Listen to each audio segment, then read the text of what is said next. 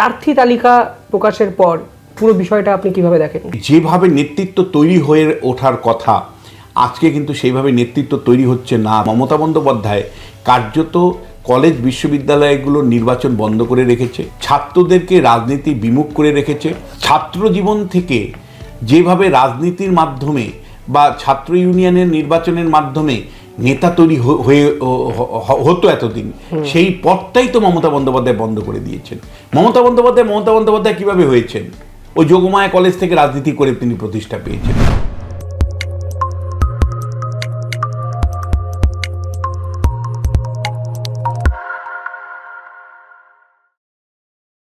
চারটে শিবির থেকে যে প্রার্থী তালিকা ঘোষণা করা হয়েছে তাতে কিন্তু পশ্চিমবাংলার যে নেতার অভাব সেটা কিন্তু ধরা পড়েছে। তৃণমূল কংগ্রেসকে সেই কারণে একের পর এক বাইরের থেকে প্রার্থী আনতে হয়েছে। তুমি আমায় বলতে পারো যে কেন কীর্তি আজাদ, যার সাথে পশ্চিমবাংলার কোনো সম্পর্ক নেই, তাকে প্রার্থী দিতে হলো? শত্রুঘ্ন সিনহা, যার সাথে পশ্চিমবাংলার কোনো সম্পর্ক নেই, না বাংলা বাঙালি সংস্কৃতির সম্পর্ক আছে, তাকে কেন প্রার্থী দিতে হলো? তার মানে কি অবাঙালি যারা আছেন এখানে, বাংলায় বাস করেন কিন্তু অবাঙালি, এই সংখ্যাটা তো বিরাট, 70 লাখের মতন। তাহলে এই 70 লাখ মানুষের থেকে তৃণমূল কংগ্রেস নেতা তৈরি করতে পারেনি, এটা কিন্তু মেনে নিতে হবে।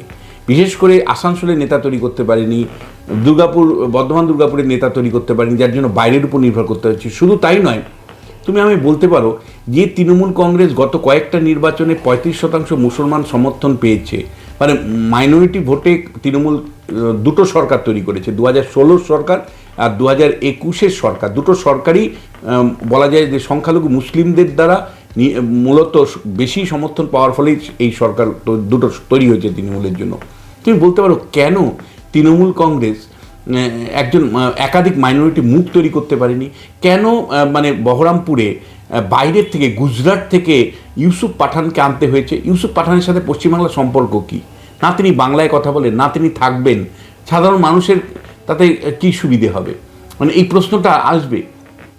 একইভাবে বিজেপির জায়গা থেকে যদি বলো, এখন আসানসোলে যিনি প্রার্থী দাঁড় করানোর কথা ছিল তিনি সরে গেছেন, পবন সিং, কিন্তু এই প্রশ্নটা আসবে, তাহলে বিজেপির নন বেঙ্গলি ভোটারদের মধ্যে এমন কেউ তৈরি হননি, এমন কোনো নেতা তৈরি হননি যিনি আসানসোলে প্রার্থী হতে পারেন? কেন পবন সিংয়ের নাম ভাবতে হচ্ছে? তাহলে কি বিজেপির মধ্যেও অবাঙালি মুখের অভাব রয়েছে? অথচ অবাঙালি ভোটের একটা অংশ কিন্তু বিজেপি যথেষ্ট পরিমাণে পায়। এই প্রশ্নটা কিন্তু প্রধান দুটো দল বিজেপি এবং তৃণমূলের পক্ষে আছে। আসলে তোমায় আমি খুব পরিষ্কার করে বলতে চাই যে যেভাবে নেতৃত্ব তৈরি হয়ে ওঠার কথা আজকে কিন্তু সেইভাবে নেতৃত্ব তৈরি হচ্ছে না। তার কারণ মমতা বন্দ্যোপাধ্যায় কার্যত কলেজ বিশ্ববিদ্যালয়গুলোর নির্বাচন বন্ধ করে রেখেছে, ছাত্রদেরকে রাজনীতি বিমুখ করে রেখেছে। কেবলমাত্র যাদবপুর এবং তোমার প্রেসিডেন্সি বিশ্ববিদ্যালয় বাদ দিয়ে গণতন্ত্রের চর্চা কোথায়? ছাত্র জীবন থেকে যেভাবে রাজনীতির মাধ্যমে বা ছাত্র ইউনিয়নের নির্বাচনের মাধ্যমে নেতা তৈরি হয়ে হতো এতদিন, সেই পথটাই তো মমতা বন্দ্যোপাধ্যায় বন্ধ করে দিয়েছেন। মমতা বন্দ্যোপাধ্যায় কিভাবে হয়েছেন? ওই যোগমায়া কলেজ থেকে রাজনীতি করে তিনি প্রতিষ্ঠা পেয়েছেন। আজকে শুভেন্দু অধিকারী কিভাবে নেতা হয়েছেন? আজকে কাতি কলেজ থেকে তিনি কাজ করে তারপরে আজকে নেতা হয়েছেন। তাপস রায় নেতা কোথার থেকে হয়েছেন? পার্থ চট্টোপাধ্যায় জেলে কোথার থেকে নেতা হয়েছেন? একটার পর একটা নেতার নাম বলবো, আমি বলবো সজল ঘোষ সিটি কলেজ, যে কোনো তুমি নেতার বলো। অর্থাৎ আমাদের গণতান্ত্রিক প্রক্রিয়ায় হাতে খড়ি শুরু হয় কলেজ বিশ্ববিদ্যালয়ের মাধ্যমে। কলেজ বিশ্ববিদ্যালয়ের নির্বাচনটাই মমতা বন্দ্যোপাধ্যায় বন্ধ করে রেখে অ্যাকচুয়ালি নেতার ক্রাইসিস তৈরি করে দিয়েছেন। রাজনৈতিক দলগুলো নেতা সাপ্লাই করতে পারছে না, তৈরি হচ্ছে না অর্গানিক ওয়েতে। ফলে যে কলেজ বিশ্ববিদ্যালয়ের ক্যাম্পাস মধ্য দিয়ে নেতা তৈরি হয়, সেই কলেজ বিশ্ববিদ্যালয়গুলোতে নির্বাচন বন্ধ রেখে কার্যত ইয়ং জেনারেশনকে রাজনীতি বিমুখ করেছেন। তার ফলে যেটা হচ্ছে, তারা দলদাসে পরিণত হচ্ছেন, তাদের মধ্যে রাজনৈতিক চর্চা হচ্ছে না, শিক্ষা হচ্ছে না, বক্তৃতা তারা শিখতে পারছেন না। উল্টো দিকে নেতার ছেলে নেতা হচ্ছে, নেতার ছেলে এমএলএ হচ্ছে, নেতার ছেলে এমপি হচ্ছে, নেতার ছেলে কাউন্সিলর হচ্ছে। আমি একটার পর একটা নাম বলতে পারি কিন্তু বলছি না। ফলে শেষ পর্যন্ত কিন্তু তুমি দেখো নিউ এন্ট্রি পলিটিক্সে, in true sense new entry, যার সম্পদ নেই, সহায় নেই, একেবারে গরিব। মমতা বন্দ্যোপাধ্যায় গরিব মানুষ ছিল, যারা ছাত্র রাজনীতি করে বড় হয়েছিল, সেই সুযোগটা কিন্তু মমতা বন্দ্যোপাধ্যায় আজকে বন্ধ করে রেখেছেন। এটা আমি মনে করি এইটাই সবচেয়ে বড় গণতন্ত্রের হত্যা যেটা মমতা বন্দ্যোপাধ্যায় করেছেন। এবং একই সাথে তোমায় বলতে চাই যে তার ফলে কি হয়েছে যে আমাদের রাজ্যে কিন্তু নেতার অভাব এই মুহূর্তে হচ্ছে। তৃণমূলের মধ্যেও নেতার অভাব আছে, বিজেপির মধ্যেও নেতা আছে। যখন নেতা আর মানে হলো মাসুল পাওয়ারের লোক, মানি পাওয়ারের লোক, বা কিছু মানে টাকা পয়সার বিনিময়ে প্রভাবশালী লোক, এই দুটো এক নয়। নেতা হলো চুম্বকের মতন, যাকে কেন্দ্র করে তার যে অনুগামীরা আকর্ষিত হবে। আজকে বহু নেতা আমাদের এক সময় ছিলেন যারা রাস্তায় দাঁড়িয়ে পড়লে হাজার হাজার লোক তাকে ঘিরে দাঁড়িয়ে পড়তো। সেই নেতৃত্ব তৈরি কিন্তু আজকে হচ্ছে না। এটা কিন্তু ভয়ঙ্কর দিক একটা। আমি বলছি তুলনামূলকভাবে বলবো বামেরা কিছুটা অল্প বয়সী ছেলে মেয়েদেরকে তুলে আনতে পেরেছে, যদিও বামেদের প্রতি সাধারণ মানুষের আগ্রহ তেমন এখনো গড়ে ওঠেনি। কিন্তু এটা ঠিক সৃজন থেকে শুরু করে, সায়ন থেকে শুরু করে, মীনাক্ষী মুখার্জি থেকে শুরু করে আমি একটার পর একটা নাম বলে যেতে পারি যাদেরকে আমি বলবো যে অল্প বয়সী নেতা। এবং এই পিরিয়ডে কিন্তু তারা এই তৃণমূলের শাসনকালে কিন্তু তারা গড়ে উঠেছে। বামেরা অন্তত তাদের একটা এফোর্ট আছে যুব নেতাদের তৈরি করা, প্রতিষ্ঠা করার ব্যাপারে। এটা আমি তাদেরকে সাধুবাদ জানাবো। কিন্তু যে এবার যে মূল প্রার্থীর জায়গা থেকে যদি দেখো, এইবার বহিরাগতদের ছড়াছড়ি, মানে এই বহিরাগতরা কি করে বাংলা সংস্কৃতির ধারক বাহক হতে পারেন, মানুষের জন্য কি সেবা করবেন, এইটা আমার কাছে বিস্ময় মনে হয়েছে। দ্বিতীয় যেটা, যে প্রার্থীকে যে রাজনৈতিক দলই দাঁড় করাচ্ছে, বিশেষ করে তৃণমূল আর বিজেপি, প্রত্যেকেই বলছে আমরা জনগণের সেবায় এসেছি। আরে বাবা, জনগণের তুমি সেবায় এসছো না তুমি নিজের পজিশনটাকে আরও প্রতিষ্ঠা করতে এসছো? তুমি একটা পেশাতে ছিলে, সেই পেশাতেই শান্তিতে থাকতে পারতে। তুমি কেন বিচারপতির পদ থেকে তুমি আসলে? কেন তুমি মানে রচনা বন্দ্যোপাধ্যায় তুমি সিনেমা জগতে প্রতিষ্ঠিত ছিলে, তুমি সেই পেশায় থেকে তুমি বেরিয়ে আসতে হলো তোমাকে? আসলে তুমি তোমার পজিশনটাকে আরও বেশি স্ট্রেনথেনিং করছো, শক্তিশালী করছো। অর্থাৎ তোমার সেবা মানুষকে করতে হবে এবার। এবং একইভাবে আমি তোমায় বলছি, এরা মুখে বলে জনসেবা, কিন্তু আসলে নির্বাচিত হয়ে যাওয়ার পরে মানুষ ওদেরকে সেবা করতে হয়, মানুষকে ওদের সেবা করতে হয়। এটাই পশ্চিমবাংলার ইয়ে। এবার আমি প্রার্থীর জায়গা থেকে দুটো বলি যে তৃণমূলের জায়গা থেকে যদি দেখো, তাহলে 11 জন এমএলএকে নামাতে হয়েছে। 11 জন সিটিং এমএলএকে নামাতে হয়েছে, তার মধ্যে 3 জন বিজেপির। অর্থাৎ মানে মুকুল রায়ের বক্তব্য, যাহা তৃণমূল তাহাই বিজেপি, এই বক্তব্যটা যেন প্রতিষ্ঠা পায়। তার মানে তৃণমূল কংগ্রেসের কি সত্যি অল্টারনেটিভ মুখ নেই? রাজ্যের শাসন আপনারা করছেন, অথচ বিজেপির থেকে এমএলএ নিয়ে আপনাদের প্রার্থী করতে হচ্ছে। আপনারা রাজ্য শাসন করছেন, তারপরেও আপনাদেরকে 11 জন সিটিং এমএলএকে মানে নির্বাচনে নামাতে হচ্ছে। তার মানে নেতা তৈরি করতে পারেননি, সাংসদ যারা হতে পারে। এটা আপনাদের ক্রাইসিস। এটা পরিবারতন্ত্রের জন্য কিছুটা কার্য বলা যায় যে এই পরিবারতন্ত্রের ছত্রছায়ায় যারা আশীর্বাদ পায় তারা নেতা হয়, যারা আশীর্বাদ পান না তারা নেতা হন না। ফলে মানে অর্গানিক যে গ্রোথ লিডারশিপে সেটা হয়নি। এবার বিজেপির জায়গা থেকে যদি তুমি দেখো, বিজেপির ক্ষেত্রেও একাধিক এমএলএকে নামানো হয়েছে, বিজেপির ক্ষেত্রেও একাধিক পুরনো মুখকে নামানো হয়েছে। কিন্তু একই সাথে দুটো তিনটে বৈশিষ্ট্য এর মধ্যে ধরা পড়ছে। সেটা হলো যে বিজেপির দলের মধ্যে যে মানে বেশ কিছু জায়গায় কোন্দল আছে, সেইগুলোকে তারা সিট অ্যাডজাস্টমেন্টের, প্রার্থী এবং সিট অ্যাডজাস্টমেন্টের মধ্য দিয়ে মেকআপ দেওয়ার চেষ্টা করেছেন। কতটুকু মেকআপ দিতে পেরেছেন সেটা তো ফল বলবে। যেমন দেবশ্রী রায়, তার রায়গঞ্জের আসন নিয়ে তার নিজের কর্মী সমর্থকদের মধ্যেই তার ক্ষোভ ছিল, গ্রহণযোগ্যতা ছিল না। 5 বছরের মন্ত্রী হিসাবে বা সাংসদ হিসাবে কোনো ভূমিকা ছিল না সেইভাবে। ফলে তাকে আবার দক্ষিণ কলকাতায় এনেছে। দক্ষিণ কলকাতার মতো একটা হেভিওয়েট আসনে দেবশ্রী রায় কতটুকু কার্যকারী ভূমিকা নিতে পারবে সেটা নিয়ে প্রশ্ন আসবে। ফলাফলের সময় আরও বেশি স্পষ্ট হবে। মানে মেদিনীপুরের থেকে বলা যায় যে দিলীপ ঘোষকে বর্ধমান দুর্গাপুরে নিয়ে গেছে, একদম অ্যাডজাস্টমেন্ট। মেদিনীপুরে তার গ্রহণযোগ্যতা নিয়ে প্রশ্ন উঠেছিল। একই প্রশ্ন উঠেছিল সুভাষ সরকারকে নিয়ে, কিন্তু শেষ পর্যন্ত আরএসএসের চাপে। এখানে বলা দরকার যে আরএসএসের কিন্তু একটা ভূমিকা বিজেপির প্রার্থী তালিকার চয়নে ছিল। যেমন করে একটা বিশেষ ভূমিকা কিন্তু শুভেন্দু অধিকারী বা বলা যায় বিজেপির সভাপতি রাজ্য সুকান্ত মজুমদারদেরও ছিল। উত্তরবঙ্গের দিকে যদি তাকাও, তাহলে গতবার 8টা সিটের মধ্যে 7টাতে বিজেপি জয়ী হয়েছিল। তার মধ্যে কেবলমাত্র বলা যায় দেবশ্রীকে তো প্রার্থী করা হয়েছে দক্ষিণ কলকাতায়, আর জন বার্লা বাদ বাকি সবাইকেই কিন্তু এবারও প্রার্থী করা হয়েছে। উত্তরবঙ্গে পুরনোদের প্রতি আস্থা বিজেপি রেখেছে।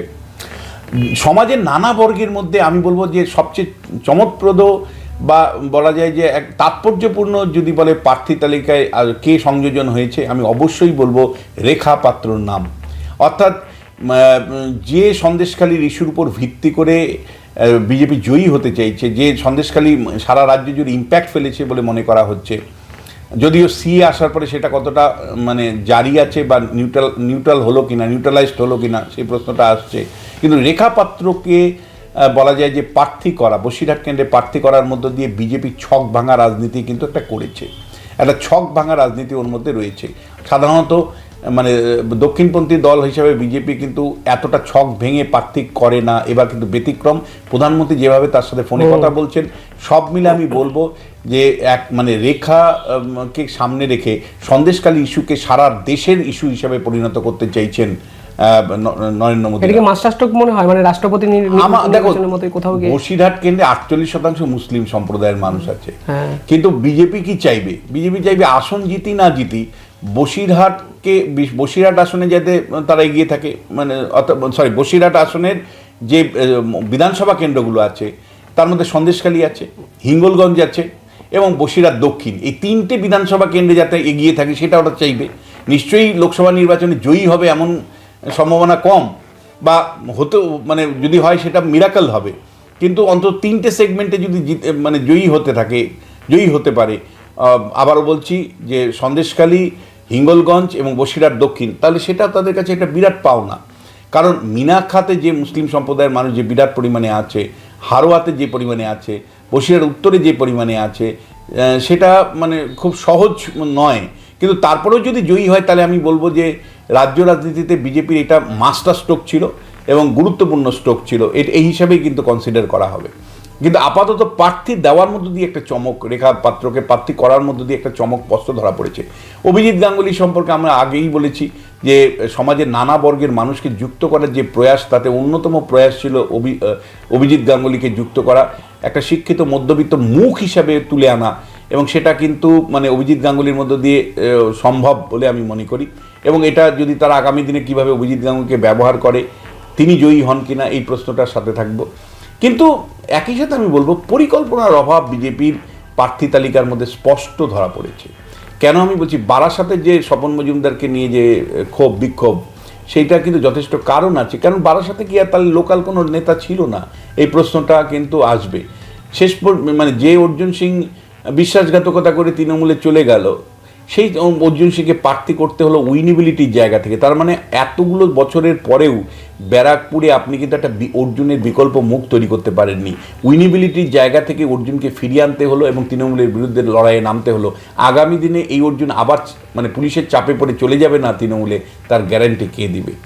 ফলে এই জায়গা থেকে তুমি যদি একটার পর একটা প্রার্থীর দিকে তাকাও, তাহলে আমি বলবো যে একাধিক ক্ষেত্রে আমি বলবো পরিকল্পনার অভাব। এবং দ্বিতীয় সেটা হলো যে অভিষেক বন্দ্যোপাধ্যায়কে যারা এত মানে গুরুত্বপূর্ণ নেতা মনে করেছিলেন, যারা মনে করেছিলেন যে ডায়মন্ড হারবারে কড়া লড়াই দিবে, সেই ডায়মন্ড হারবারের প্রার্থী কিন্তু আপনি এখনও ঘোষণা করতে পারেননি। যত দেরি হচ্ছে মানুষের মধ্যে এই প্রশ্নটা আসছে, হয় আপনি ছেড়ে দিচ্ছেন আসনটা, আর না হলে লড়াইয়ে কেউ করতে চাইছে না, প্রার্থী খুঁজে পাচ্ছেন না, দুটোর একটা।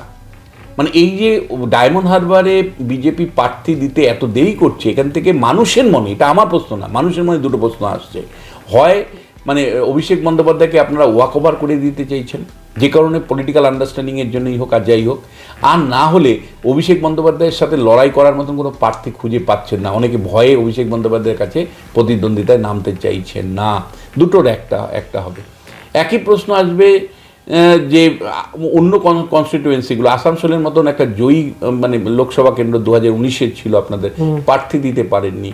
আপনারা বলবেন যে ঝাড়গ্রামের যে ক্যান্ডিডেট হওয়ার সম্ভাবনা, তিনি এখনও তার পদত্যাগ, সরকারি চাকরি করে পদত্যাগপত্র গৃহীত হয়নি। কিন্তু এই প্রশ্নগুলো আসবে যে কেন পরিকল্পনা আগে ছিল না? আগেই তো তার পদত্যাগ করার কথা ছিল, আগেই তো তার মানে তিনি তাহলে একই সাথে প্রার্থী তার নাম ঘোষণা করা যেতে পারত। ফলে আগের থেকে পরিকল্পনা না করার যে ছাপ 2021-এর বিধানসভার সময় আমরা দেখেছিলাম যে 148 জন প্রার্থী হঠাৎ করে চলে আসলো তৃণমূল থেকে, তারা প্রার্থী হলেন, অসংগঠিত প্রার্থী যাদের বিরুদ্ধে ক্ষোভ বিক্ষোভ মানুষের ছিল। ফলে টোটাল তৃণমূলের বিরুদ্ধে যে অ্যান্টি ইনকম্বেন্সি, সেটা বিজেপির ঘাড়ে চাপলো। ফলে এবারও কিন্তু আমরা দেখলাম 21-এর মতন প্রার্থী নিয়ে একটা পরিকল্পনার স্পষ্ট অভাব, আগের থেকে মানে হোমওয়ার্ক না করা এবং শেষ পর্যায়ে এসে মানে নানা সমীকরণে প্রার্থী গুজে দেওয়ার একটা প্রবণতা কিন্তু আমরা দেখতে পাচ্ছি। দেখুন, মানে তৃণমূলের বিরুদ্ধে যখন মানে বিজেপি লড়াই করছে, সেই লড়াইয়ে প্রার্থীটাও কিন্তু একটা বিকল্প মুখ। অর্থাৎ তৃণমূলের যে সমালোচনাগুলো আপনি করছেন, তৃণমূলের নেতাদের বিরুদ্ধে যে সমালোচনাগুলো করছেন, সেই অভিযোগ যাতে আপনার নেতার মধ্যে না থাকে। যেমন একটা উদাহরণ, তৃণমূলের নেতারা অত্যন্ত খারাপ ল্যাঙ্গুয়েজ ব্যবহার করে, এটা আপনাদের অভিযোগ।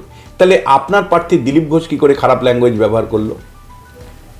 কেন করলো? তাহলে বিকল্পটা কি? মানে আমার প্রশ্নটা হচ্ছে, প্রার্থী চয়নের ক্ষেত্রে ধরুন তৃণমূলের বিরুদ্ধে আপনারা অভিযোগ করেন যে তৃণমূল দল ভাঙিয়ে রাজনীতি করে, তাই আপনার 3 জন বিধায়ককে নিয়ে প্রার্থী করেছে। আপনি কেন তাহলে অর্জুন সিংকে আবার ফিরিয়ে নিলেন, যে আপনার বিশ্বাসঘাতকতা করে দল ছেড়ে দিয়েছিল, তাকে কেন প্রার্থী করতে হলো? তাহলে বিকল্পটা কি হলো? এই বিকল্প কেবলমাত্র কিন্তু বক্তব্য রাখলে হবে না, প্রার্থী চয়ন থেকে শুরু করে প্রচারের দিক থেকেও কিন্তু বিকল্প ভাবনা রাখতে হবে। সবটা নিয়েই বিকল্প কেবলমাত্র তৃণমূলের বিরোধিতার প্রশ্ন নয়, প্রার্থী চয়ন থেকে প্রচার, সর্বত্র তৃণমূল যা করছে তার বিকল্প আপনি রাখতে পারছেন কিনা, সুস্থ রাজনীতির পথ আপনি দেখাতে পারছেন কিনা, সেটা ইম্পর্টেন্ট। বিজেপির প্রার্থী তালিকার মধ্যে নিশ্চয়ই কিছু চমক আছে, অভিনবত্ব কিছু কিছু ক্ষেত্রে আছে। দলের কৌশলগত অবস্থান থেকে আসন পরিবর্তন করা হয়েছে পুরনো প্রার্থী মানে জয়ী প্রার্থীদের, কিন্তু খুব বিকল্প যে উঠে এসেছে, অর্থাৎ তৃণমূলের রাজনীতির বিকল্প হিসাবে প্রার্থীদের মুখ উঠে এসেছে, এটা আমার মনে হয় না বলা যায়।